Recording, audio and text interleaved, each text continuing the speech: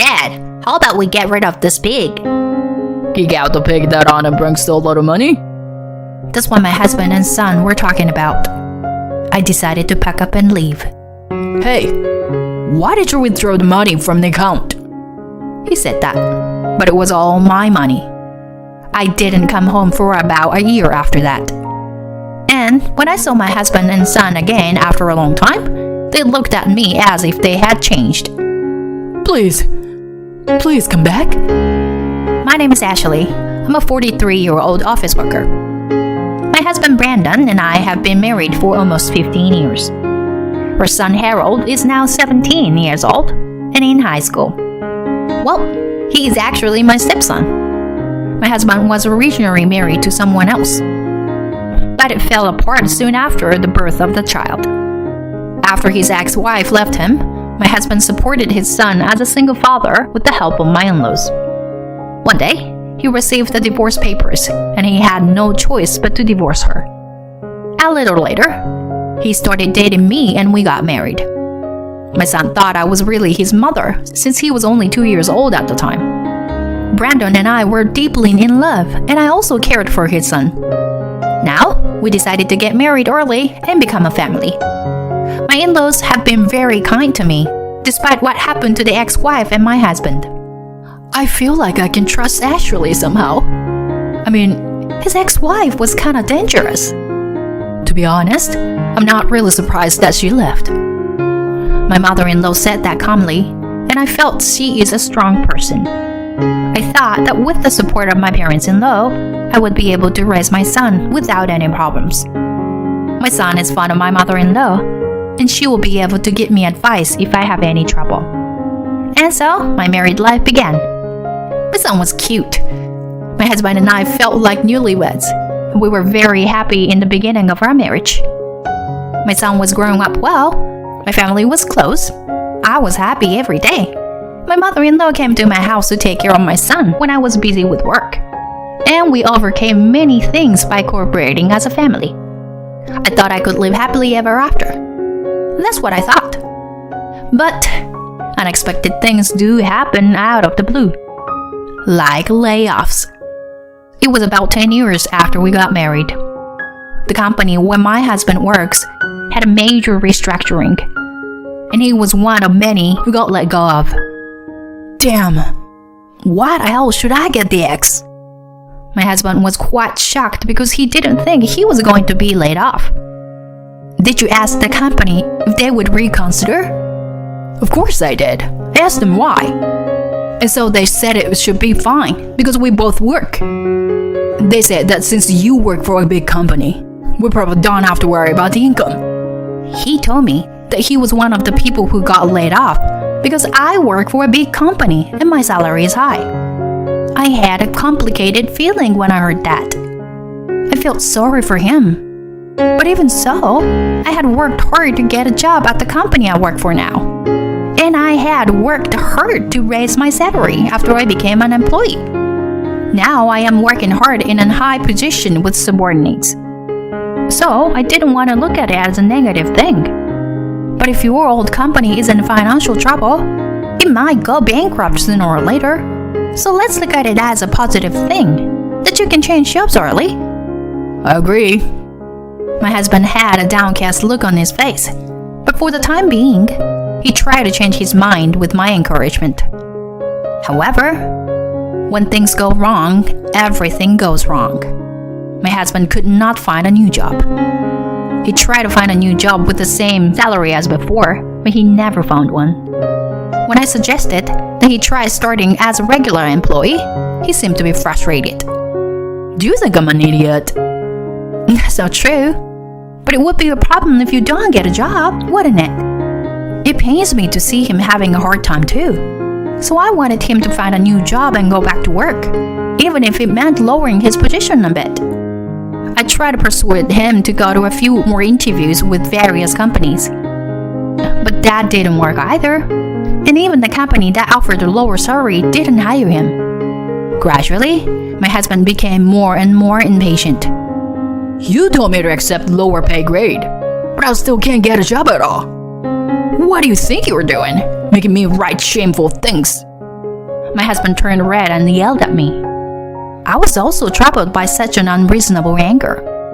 But he had no other choice but to throw his frustration at me. He gave up looking for a full-time job and chose to work at a part-time job. Well, I would rather have him earn some money than have more conflicts with him, who seemed to be getting depressed. However, I wonder how much unfortunate events can happen in a row in the future.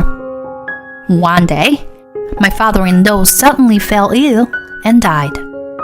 It was so sudden that neither my husband nor I could catch up with our emotions. We rushed to the hospital and found my father-in-law already lying on the bed, covered with a cold white cloth. Dad, why? My father-in-law was a very kind man. At the funeral, I was so emotional that we cried. Pam, are you okay? I'm sorry. I'm sorry to worry you. I didn't think my husband would go before me. I always told him I didn't want to be the one left behind. He told me he would see me off and that I'll be safe. But at the last minute, he broke his promise. My mother-in-law was very depressed about the loss of her beloved husband. My son, who is now 12 years old and understands life and death, was very sad about it. I started to visit my mother-in-law regularly. I knew she would feel sad living alone. Ashley, thank you for everything. But I hope you are not overwhelming yourself, because you look really tired. Oh, I'm fine. I'm just a little busy with work. I try to be strong with my mother-in-law, but the truth is that it was very hard for me. Because my husband is a freelancer who works only 23 hours a week and does not take care of the house at all. So I have to work very hard and do all the housework, sometimes even doing overtime. My son is growing up and eats a lot, so I have to cook a lot of food. I'm hungry. My son does not know the hardships I have to go through, but he selfishly asked me to cook for his own convenience. I'll make it now, so just wait a bit. What the hell? You're so useless. Hey, why are you talking back to your mother like that? Shut up. Then do your chores. Has my son entered his rebellious phase? He started behaving badly toward me. I'm exhausted both mentally and physically. Hey, can you say something to him? Harold's attitude has been a little bit terrible lately. I talked to my husband about it, and he said in a painstaking way, most sons have that kind of attitude towards their mothers. I guess his attitude will change when he becomes a member of society, right? He didn't take my side, so my son could do whatever he wanted. Mom, give me more allowance. I can't. I'm giving you enough. We still have to make ends meet. You're living on my father's money. I was at a loss for words, and so my husband looking at me from a distance. In fact, he asked me to hide the fact that he is a freelancer from my son. He wants to maintain his dignity as a father or something. I don't mind it, but it's important to him. However, I thought that it surely has an influence on my son when I hear such a statement from him. My mother, who works part-time and has a low income, is not much different from me. When I'm in high school and have a part-time job, I'll be able to make as much money as you do. My son said that and didn't listen to me at all. I was getting more and more stressed, and it showed in my health. I couldn't eat with my son and husband, who eat a lot because I had to cook for them first. So I fed them both and then ate my share. This meant that I had to eat a little later at night, and the stress made me gain weight easily. I found myself gaining 2 pounds, 5 pounds, and then 20 pounds in 6 months. I wasn't fat, but I was a little plump. But my son and husband started to tease me, calling me a pig. You have no self-control. Mom, please don't come to my class. It's embarrassing. My son became more and more brash in junior high, and it was my husband's fault. Hey, why do you have the latest gaming console? I got it for him because he asked for it. Where did you get the money? I took it out of our shared account. Why did you do that? What do you care? It's our money. And as his father, it's my way of bonding with him. Buying him things is how you bond with your kid? What kind of thinking is that? Shut up. If we play games together, we're spending quality time together, right? Don't make a big deal out of it. What you should care about is your own body shape. After that, my husband bought something for my son whenever he asked for it. Because he begged me but I didn't buy him anything, my son started to beg my husband all the time. My son's begging made my husband feel better, and he would buy him anything he wanted. But the money came from our shared account. He has been putting some of the money into the account, but it is running out at a tremendous pace. And it seems that even the money I am putting into the account will be used up if I don't do something. When my son became a high school student, my husband bought him expensive wallets and brand name clothes. Probably to lie to my son. If we bought him more expensive things, he would not think that he was a freelancer. However, the money that my husband has in our joint account is running low. I am covering all the living expenses. My husband is completely lacking in this area, but he still buys things for our son with the money in the shared account. This is how he manages his money. He has no intention of bringing more money into the house. My father-in-law passed away a few years ago, and my mother-in-law passed away last year. My husband received his share of the inheritance at the time of their passing, but to be honest, it was not that much. So if my husband continued to spend money at the rate he is now, the money will eventually run out. My son will also want to go to college, so he will have to pay for it. I was very worried if we would be able to make it under such a situation. It was at that time. One day, my son said he wanted a watch that cost several $100s for his birthday. A high school student should not have to carry such a thing. And yet, my husband says, Alright. Buy one for yourself too, Dad. Let's get the same brand for both of us. I've reached the end of my patience. Enough! Why would a high school student wear such an expensive thing? Don't waste your money. We can't afford it. I raised my voice, and my husband's eyes widened and he got angry. What? Are you talking back to your own husband? And my son agreed with my husband. That's right. You're just a pig who's rely on Dad's money. When Harold started to make fun of me, my husband joined in. You're such an ugly pig. Dad, why don't you get rid of this pig? She don't even make enough money. I agree. Let's kick out the low-income pig then. I can't stand it. I don't know why I have to be treated like this. I've decided to pack up and leave. The rest is yours to do with as you please. Well, I don't think you can afford to do that. As I'm packing my bags, my husband and son are grinning. Now there won't be any naggings. I didn't dare to say anything back to them, but just kept silent and packed my bag and left the house. I stayed at a hotel for the time being and withdrew money from my bank account as soon as the next morning. It was the money I had put into the share account. About a week later, I guess. My husband kept calling me that I was so annoyed, but I didn't like it if he called me at work, so I decided to answer the phone. Oh, hey. Why did you withdraw all the money from the account? Give me back my money, you thief! My husband suddenly shouted over the phone. It's all my money. You're mistaken. The money in the shared account isn't the only way you put in. There's also the money I've been putting in every month, and I don't want you to use it without my permission. I withdraw what I put in, so the balance is what you've been putting into it and spending.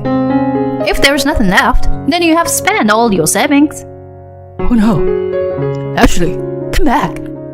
I hung up the moment he said that, and immediately blocked his number. You should know how hard it is to be without me. I didn't come home for about a year after that. I got tons of messages from my husband and son during that time. Apparently, after a few months, my husband's part-time salary was no longer enough to support themselves. My son also noticed that their life had suddenly become poor and questioned my husband. He finally confessed, and from then on, he and my son both tried desperately to get me to come back. I rent an apartment near my office to make it easier for me to get to my office and put more effort into my work than ever before. Thanks to this, I was able to successfully complete a big project. After a year of smooth sailing at work, I decided to meet my husband and son for a break. When I saw them again for the first time in a long time, they both looked different and hang on to me. Their clothes were in tatters and their hair was a mess. My husband and son had lost a lot of weight since the last time I saw them, as if they had not been eating properly. They looked really scrawny. By the way, I too have lost 20 pounds in the past year, and I am back to my former weight. But I have hardly changed my diet at all, and I lost the weight just by being away from my husband and son, reducing my stress, and getting a moderate amount of exercise. Please, I beg you, please come back. My husband got down on his knees. I came to see you today to formally demand a divorce. My husband and son turned pale when I said that. Wait, if we get divorced, we'll be living in the streets. That's right. I sold everything I had ever worn, even my brand name clothes, to pay for lunch for a month. I can't stand the thought of being poor. I don't know about that. You've been abusing me and treating me like a slave. I'm sick of you. And I've realized that I don't need you in my life. So I'm cutting you off completely. I said this, and my son said with a start. Then pay child support. If you and Dad get divorced, you're gonna have to pay child support, right? The son said. And the husband took advantage. Since you make more money than me, I'll divorce you if you pay child support every month. He looks very proud of himself, as if he has come up with a brilliant idea. But neither he nor my son seem to know what's important. I'm sorry, but I'm not obligated to pay child support. Huh? Because Harold and I are not blood related. Harold's eyes widened. Oh my God! You're the son of a woman from your father's previous marriage. Your real mother died shortly after you were born. Then you lived with your grandparents. Then I married your father when you were 2. So, you and I were not related. And I'm not obligated to pay child support in the event of a divorce. No. I raised you as if you were my real son. But I can't do this anymore. I'm leaving this man, and I'm cutting you off. And we'll be strangers. Both Harold and my husband turned pale at my words. I want you to write the divorce papers now. But if you can't, we will have to go to court through a lawyer at worst. Go to court? We don't have that kind of money. Then sign the divorce papers. My husband reluctantly signed the divorce papers. I filed the divorce papers at the city office and officially divorced my husband.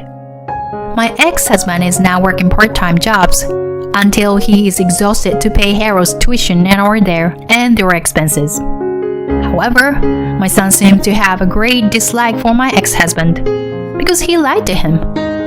And there's also the shock of me not being his real mother. So the relationship between the two of them is at its worst. I still receive messages from both of them asking me to help them, but I ignored them. I hope my son will take this opportunity to look at himself and change his personality. As for my ex-husband, I hope he goes to hell. I'm working hard today with these thoughts in my mind. I'm going to put love and marriage aside for a while and aim to achieve more results in my work.